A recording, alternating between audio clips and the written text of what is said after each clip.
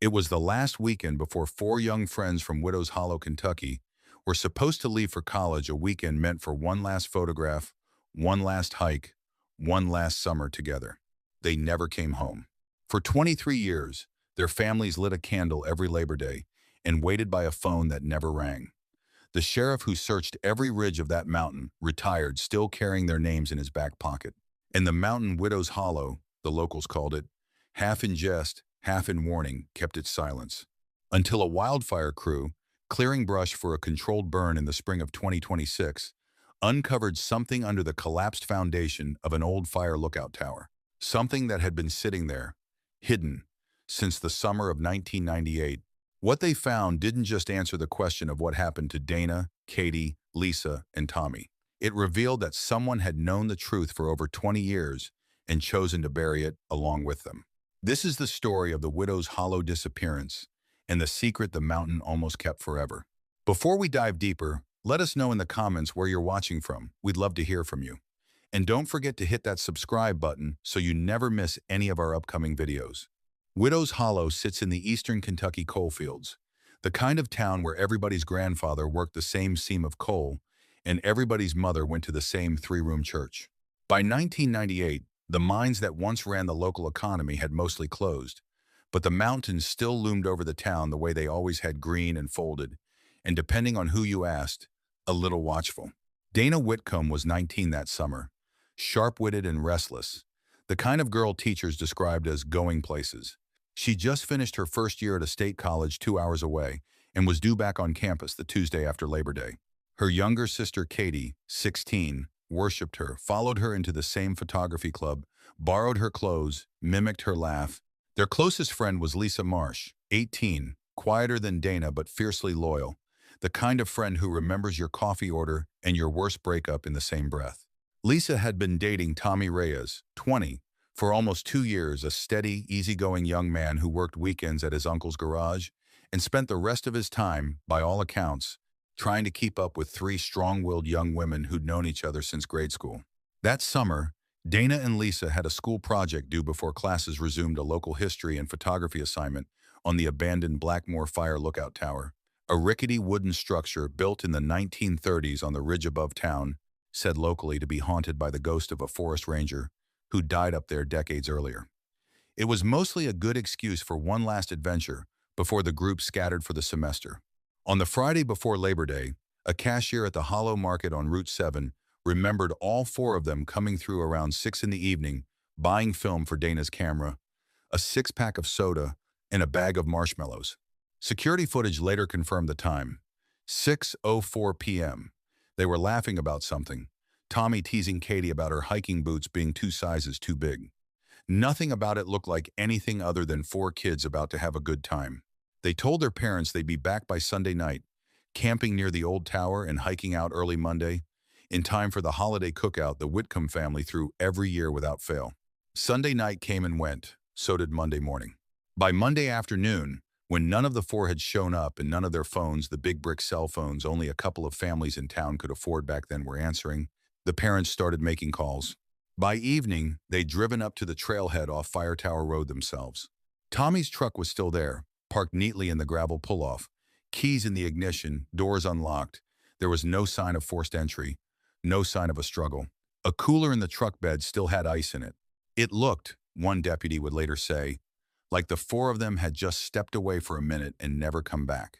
Harmon County Sheriff's deputies were dispatched within the hour, and by nightfall, a search was underway.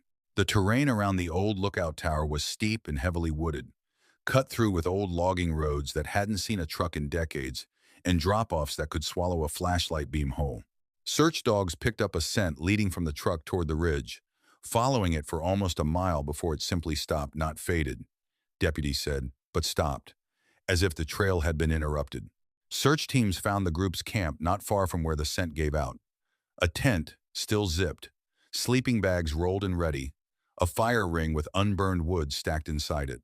Dana's camera bag sat on a flat rock nearby, the strap still buckled. There was no note, no sign of where they'd gone. What searchers did find, half buried in leaf litter about 20 yards from the camp, was a single silver charm shaped like a 4-leaf clover, one bead from the charm bracelet Dana's grandmother had made her for her high school graduation. It was found so close to the campsite that, at first, deputies assumed it had simply fallen off and been overlooked. It would not be the last piece of that bracelet anyone found. By the second day, more than 60 volunteers had joined the search. Neighbors, classmates, men from the old mine who remembered these mountains better than any map. Helicopters swept the ridgeline. Cadaver dogs were brought in by the fourth day, more out of desperate thoroughness than any specific suspicion. Nothing turned up. Not a footprint beyond the camp, not a scrap of clothing, not a single sign that four healthy young people equipped with hiking gear and flashlights had walked off that mountain or been carried off it. Sheriff Wendell Briggs, a Harmon County native who'd worked in law enforcement for over 20 years, told reporters at the time that he'd never seen a search turn up this little, this fast. He didn't rule out the possibility that the group had simply gotten disoriented and wandered farther than anyone expected. But privately, he later admitted, something about the scene at the camp, the tent zipped, the fire never lit, the bag still buckled, never sat right with him. By the second week, the official search had scaled back to a skeleton crew. By the first snowfall that November, it had been suspended entirely, though Sheriff Briggs kept the file open on his desk, he said, so it wouldn't feel closed. Rumors did what rumors do in a small town. They filled the silence where facts should have been. Some said the four had run off together, embarrassed to admit it, and start over somewhere new. A theory the families never believed for a second. Not with birthdays and graduations in a college dorm room, Dana never claimed. Others whispered about the old moonshining operations that had run through those mountains a generation earlier, and whether the group had stumbled onto something or someone they shouldn't have. A local radio host revived the old ghost story about the Blackmore Tower Ranger, and for a while, the Widow's Hollow curse became something teenagers dared each other to talk about at sleepovers. None of it brought the families any closer to an answer. Every Labor Day, without fail, the Whitcomb and Marsh and Reyes families gathered at the trailhead. They'd walk as far as the old camp, clearing the tent long since removed, the fire ring the only remaining marker, and stand together in silence. Dana's mother kept the recovered charm in a small velvet box on her nightstand for the rest of her life. She passed away in 2014, never knowing what had happened to her daughters. Sheriff Briggs retired in 2011, but he told the local paper more than once that the case never really left. Each year, he said, he still drove up to the old trailhead on the anniversary, alone, just to sit with it a while. The case might have stayed a fading local memory if not for what happened next, a wave of renewed attention that started, as these things so often do now, online.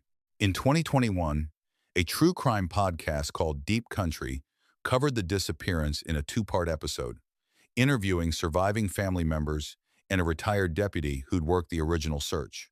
The episode found an unexpectedly large audience, and within months, amateur online investigators had built entire forum threads dissecting every detail: the charm bracelet, the zip tent, the abruptly ended scent trail.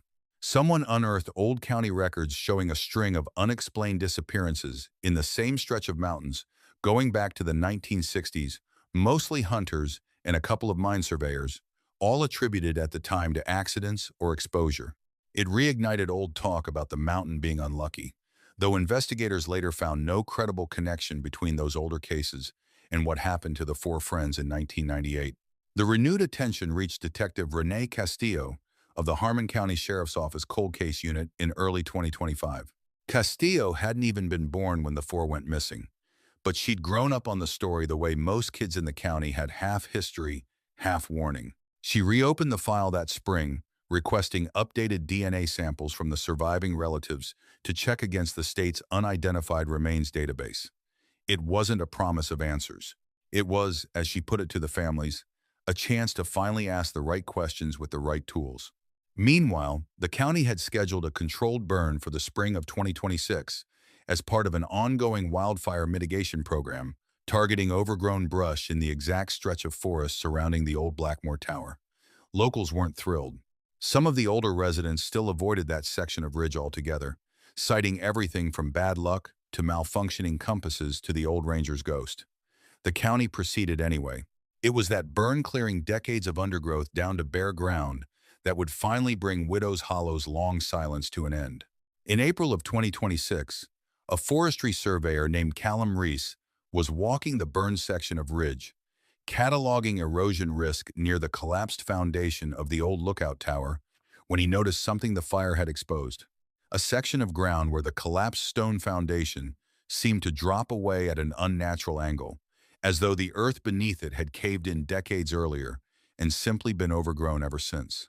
Reese had grown up nearby and knew enough local history to recognize what he was looking at: the sealed mouth of an old drift mine, the kind small operators and, later, moonshiners had cut into these hillsides going back generations. This one wasn't on any county map. He photographed it, logged the coordinates, and reported it to his supervisor as a safety hazard.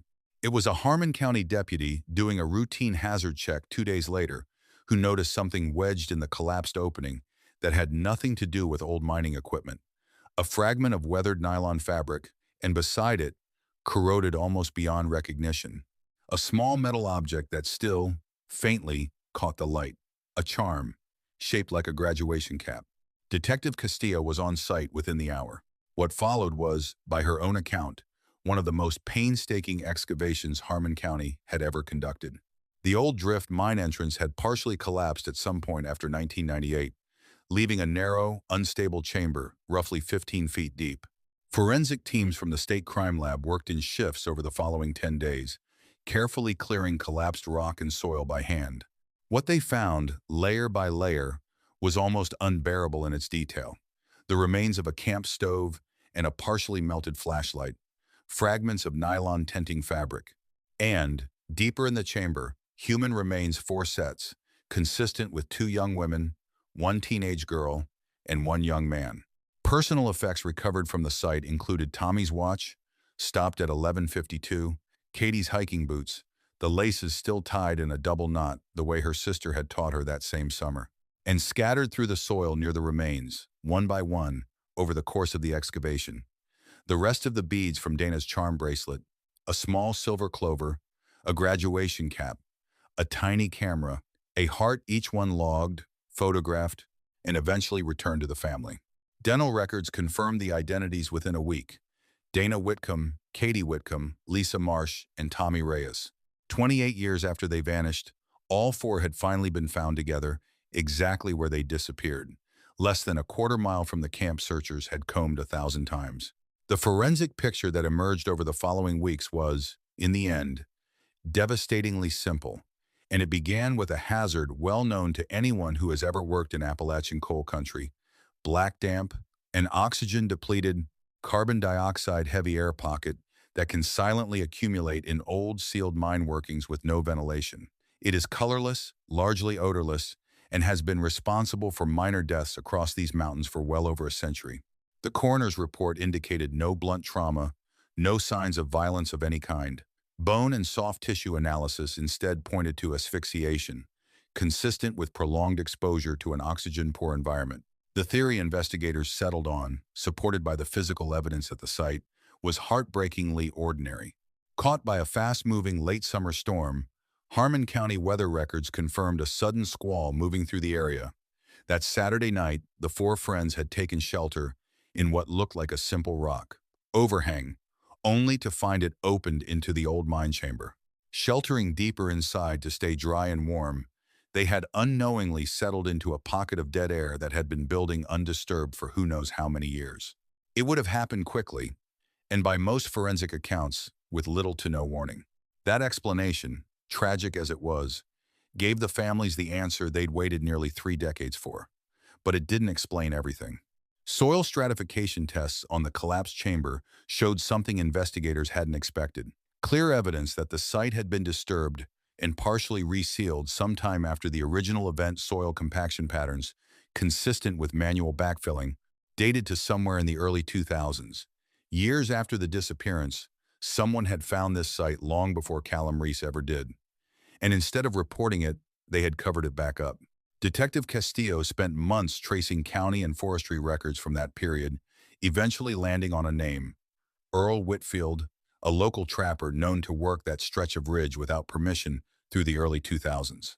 Whitfield had died in 2019, but in early 2026, not long after news broke of the excavation, his adult son, Ray Whitfield, came forward on his own, holding a water-stained composition notebook he said he'd found while clearing out his late father's cabin. In it, in his father's handwriting, was an account dated 2003 describing finding the kids from the papers in a collapsed mine shaft while checking traps on land he had no legal right to be on. Earl Whitfield wrote that he panicked, certain that, given his record and the fact he'd been trespassing, no one would believe he hadn't had a hand in it. He filled the entrance back in with loose stone and filled dirt and never told a living soul, carrying it, according to his son, as a private torment for the rest of his life. He wasn't a bad man, Ray Whitfield told Detective Castillo. He was a scared one, and I think it ate at him every day after that. There was no prosecution to pursue. Earl Whitfield had broken no law that remained enforceable after his death, and investigators found no evidence he'd had any role in the deaths themselves. For Detective Castillo, closing the file meant something different than catching anyone. It meant, finally, telling 4 families the truth. In the fall of 2026, the surviving members of the Whitcomb, Marsh, and Reyes families gathered at the ridge above Widow's Hollow to dedicate a small memorial near where the old lookout tower once stood. 4 flat stones, laid in a row, each engraved simply with a name and 2 dates. There were no news cameras that day, no microphones.